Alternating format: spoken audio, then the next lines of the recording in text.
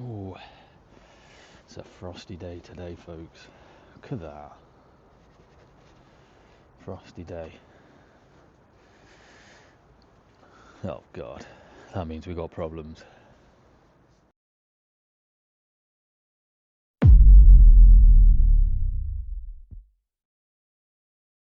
morning, everyone. Welcome back to the channel. Oh, it's cold this morning. It is 8:15. It's frosty. Lovely and frosty. However, as you can see by the way I'm dressed, I'm not going out on the bikes, unfortunately, which would be nice. I thought I'd show you something a little bit different. So I started the car up the other day and I could hear a chuffing noise.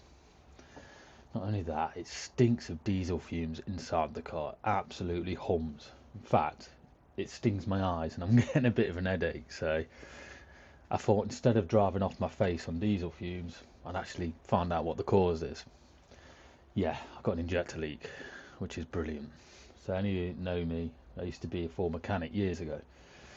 So I thought, I'm not going to send it into the garage, I'll just do it myself. I've not done these for about 10 years now. Anyone that knows injectors and jet seals, this is a little bugger that's causing me all the grief. It's just a little copper wash that sits at the bottom of the injector. It's number 3 that's leaking, so for now, as it's cold, I'm only going to do number 3. I know that's not good practice, but hey, I ain't going to be sitting out in the cold doing all 4. They can wait till the summer. So I'm going to show you how I do it. Please, everybody in the comments, this is not a how-to. This is just how I do it. If you've got another way of doing it, I don't really care. This is just how I do it. If you don't like it, then you don't have to watch. So this is just the way I do it, and it's my car, so off we pop. Right, folks, I'll show you where the problem lies. So I've taken the engine cover off and the injector cover. This is just a little soft cover, that's all. It covers the injectors. Now I don't know if the camera will let you see. Hang on, let me just get a little. You can just see down there, it's a bit wet. You can actually see on here it's a bit wet, but it stinks as well. It stinks of diesel fumes. And I can see down there it is wet through. I don't know if the camera can see that.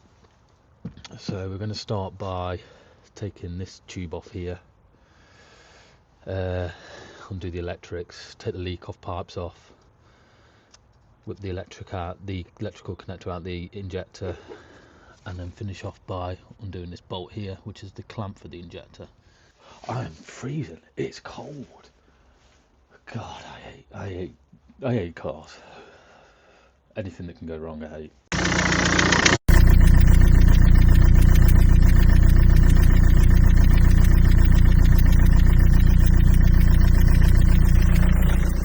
So I don't know if you could hear that.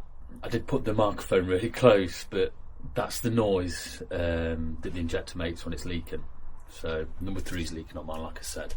The cause of that is this. It's a failure of this little copper washer, little seal sits at the bottom of the injector. Basically, you know, it's simple. If that fails, the gases come up past the injector and out into the engine bay, and then into the cabin as well. See, I've took these electrical connectors off. I've undone the injector leak off pipes. I'm just trying to get them out now without breaking them. My hands are freezing. I hope you're all warm, sat at home. Having a lovely day. Leak off pipes, just be very careful with them. So, I don't know if you can see a little blue seal on them all. Make sure they're all there and they're all okay. We're going to put a little bit of grease on them before we put them back in. Now if you're thinking of doing an injector, not taking these off, taking one off, these are like a soft plastic. Now if you kink it, it's had it. And these are dead easy to kink. I've kinked so many over the years. So if you kink it, that's it. Throw them in the bin. Okay, so we're undoing the fuel tube now. This is the feed tube. This is the fuel feed tube. And the leak off pipes are exactly what they say, they're just fuel leak off. Again, you need to try and keep these as clean as possible, and just take extra care when removing them. That's basically it. Black side goes to the fuel rail, silver side goes to the injector, and just be careful not to get anything on this seat here. I'm really hoping this injector plays ball today. So there's also a little electrical connector down there as well. I'm going to need to undo that. Okay, so that's the electrical connector undone as well. There we go. And you just need to move everything out of the way. Give yourself the best access possible. Just the clamp now. So I'm getting Allen key. Now, if you're doing this at home, folks, just remember this bolt doesn't need to be tight when you tighten it back up. I can't remember the torque setting, so I'm not going to say. All I know is it's well long. Oh no, that felt pretty solid, that did, folks. I'm going to give that a bit of oil and grease before I put it back. Okay, I don't think this injector is going to play ball, folks. I think it's pretty much in there. 15mm spanner. And I'm just twisting it basically to loosen off the injector. That's beautiful. And there's your issue. Wow, there we go, folks. That's your fuel injector. Okay, folks, so what I'm going to do is I can't quite see down the hole to get to the injector, so I'm going to whip all this panel off. It'll just be so much easier.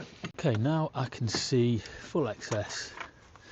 Try not to lean on the windscreen here, because you can crack the windscreen. Let's have a look how bad it really is down there. It's absolutely terrible. For those of you who know, the next issue is getting the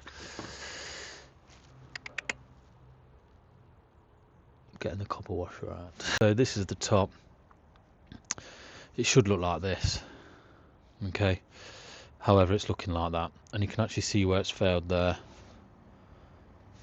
So it's gone. That's shagged.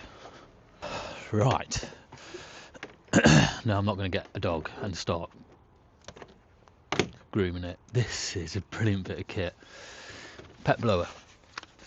Whether you're cleaning your car or not, or doing stuff like this.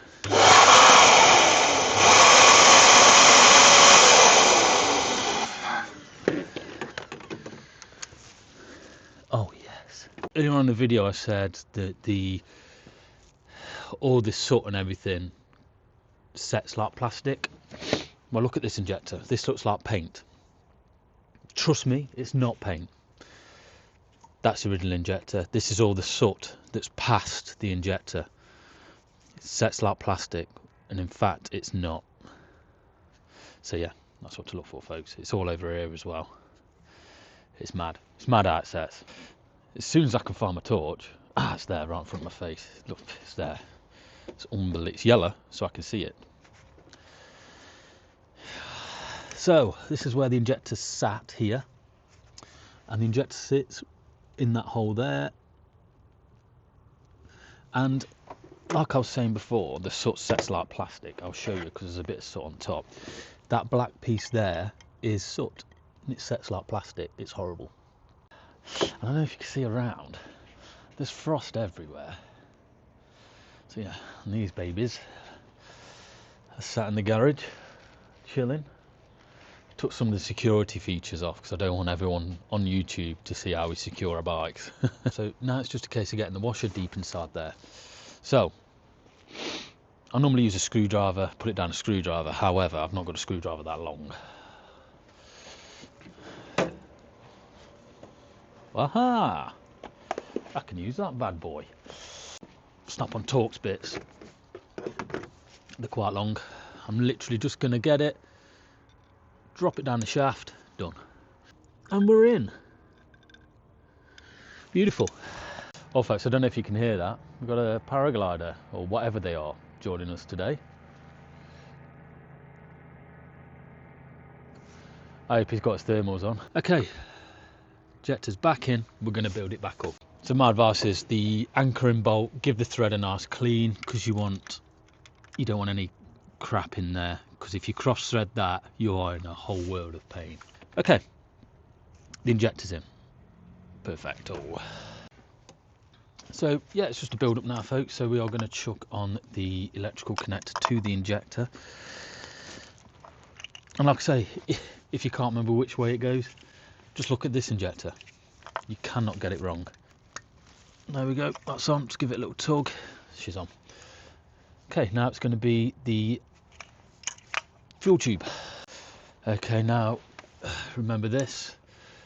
Black side to the fuel rail, silver side to the injector. We're getting pretty close to starting this up. We have got the leak off pipes. Don't ever be tempted to put WD-40 on these seals, because it will perish them.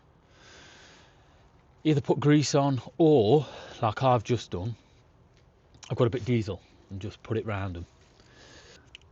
So first of all, just place them in place where they sit naturally, like so, because you don't want to be bending these. Okay, we are all in.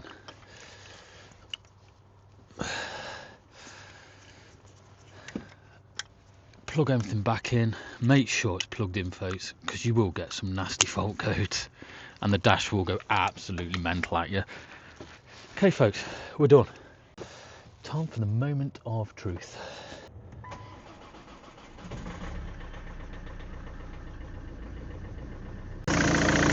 Inject seal's done. No chuffing, nothing. Beautiful. That squealing, that squeaking you could hear. When I park the car this way on the drive, it's slightly nose down. Now, I get water on the auxiliary belt doing that. Stupid as it sounds, if I park it the other way around, it don't happen. So, when it started up, you could see the engine druddering and chugging. Don't worry about it. Don't turn it off, just let it run out, because that's the air in the system. Obviously, I've taken this pipe off and the leak off pipe's off, which creates air in the system. So it just needs to bleed itself through and run normal and idle naturally. Now it's running really smooth. So what we need to check for now, check for any fuel leak coming from this joint here, from all the leak off pipes. Check all of them. That one's good. That one's good. That one's good. That one's good. That one's good. Check all of them. Then also, if you can, try and check down the base of the injector. I hope you can hear me, folks. Try and check down the base of the injector. Yeah, we've got nothing coming past that seal. Now you want to get the car warm. Let all the metals and all the materials expand. Give it a couple of revs, and then give it give it a couple of big revs, and then check it again. But for now, we're going to leave it stripped down to this point. I've just broke something. Never mind. Eagle-eyed viewers that have not already seen this.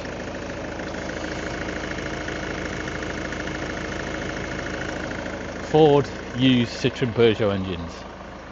But I've got to be honest, they're very good engines. The 2 litres, the 1.6s, they're all good engines. This one's got 121,000 miles on it now and it's still going strong. I'm going to leave it running while I build the rest up.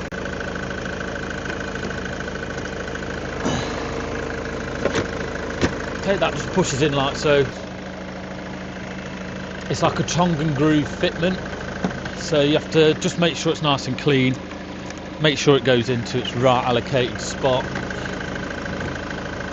There we go. Pushes into its allocated slot, which is there, I think. Nope, it's lower. There it is. Clicks in like so. Make sure you get that in folks, because if you don't, water will go through and sit on the metal underneath, and it'll eventually make it rust. I'm rubbish with plastic trims. But then again, I've not met anybody that is good with them either. Cars nowadays, these new cars, they're full of plastics.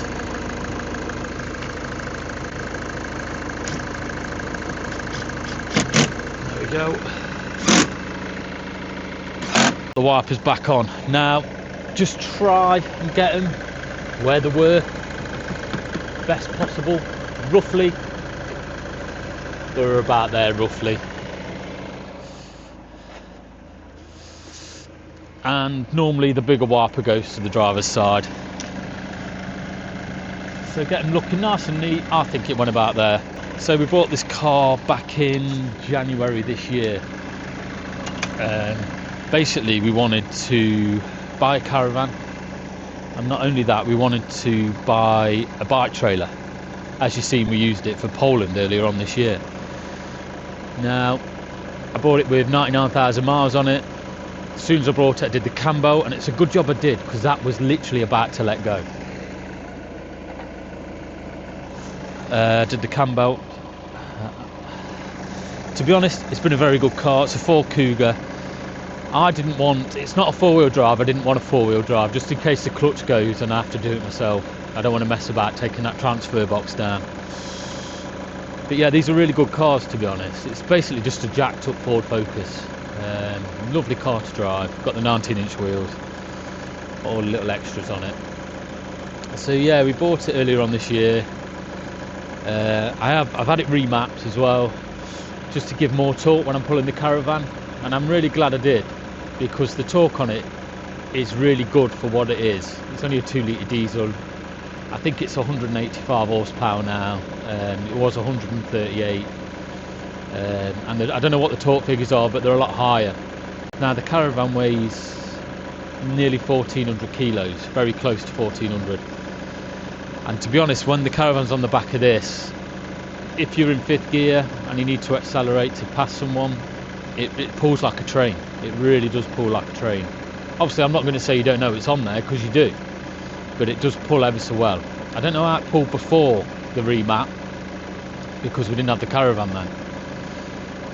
We was just looking at them. But yeah, I'd recommend, you know, if you buy one for towing, these are a really good car for towing. They are really good for towing. The caravan doesn't chuck the car about or anything. It's proper planted, this car is really planted when towing. Very happy with it, very happy with it. But yeah, 121,000 miles on it. You know, we've driven it to Disneyland. It's drove to Poland with the bikes on the back, you know, and they're weighing over 200 kilos each, plus the trailer as well. So you know, it was a bit of weight, and the trailer's unbraked. It's got no brakes on it. So yeah, the brakes took a bit of a pounding. But driving all the way to Poland, that took us in total about 23 hours, and it didn't miss a beat. It did not miss a beat. It just kept going and going and going and going. So yeah, take me out to it. It's a very reliable car. You know, even though it's had the injector fault, you got to remember it's got 121,000 miles on it, and the injector seal's just gone, and that is the original one from the factory. So I'm not really bothered. Do you know what I mean? Things like that are wear and tear. They do go. You can't help it. Now it's just a case of putting the covers back on. So yeah, like I said, like I was talking to you earlier, hopefully you could hear me. It's been remapped. It has helped the fuel no end. I used to be averaging about 42, 43. Now I'm averaging around between 50 and 51 miles per gallon. I'm also getting 626 miles to a full tank. But I don't drive fast. I'll set the cruise control at 65 mile an hour, drive like an old man in this. Get caught speeding, folks. It's going to be on that thing, not on this thing. And that, folks, is that. Job's done. Well, folks, I hope you enjoyed this video. I know it's a bit different. You know, there was no motorbikes in it or anything like that. So I hope you've enjoyed it a little bit, something a bit different. Look, I'll openly admit, I don't want to go out on my bike in this weather. I like being in the warm. I will openly admit I'm a fair weather rider. I don't like the cold. I'm a pussy like that. So these are going to stay firmly in the garage until next year. I mean, the roads have been gritted now as well, so it's not worth taking it out. People do ride, fair play to them. I take my hat off to them, actually. They're harder than me. So yeah, like I said, folks, I hope you've enjoyed this video. I know it's been a bit different. There's been no motorbikes. But, you know, the injector seal was leaking. I thought, you know what, I'll grab the camera and I'll show you how I do it. It's not a how-to, folks. It's not a how-to. It's just how I do it. So, you know, if it was a how-to, I'd be doing all 4 right now, and I'd be getting new injector pipes and things like that. But no, it's just how I do it. So the other 3 injector seals will get done in the summer. I've got a couple more jobs, disc and pad service to do on it, so I'll probably show you on that as well, just to get a bit of content out there to let you know we're still doing it and we're not sacking it off. So, okay folks, thank you for watching on this. Thanks for sticking around. You've enjoyed it. Let me know in the comments below if you like this sort of thing that's a bit different. I can show you more. So, okay folks, thanks for watching. See you on the next one.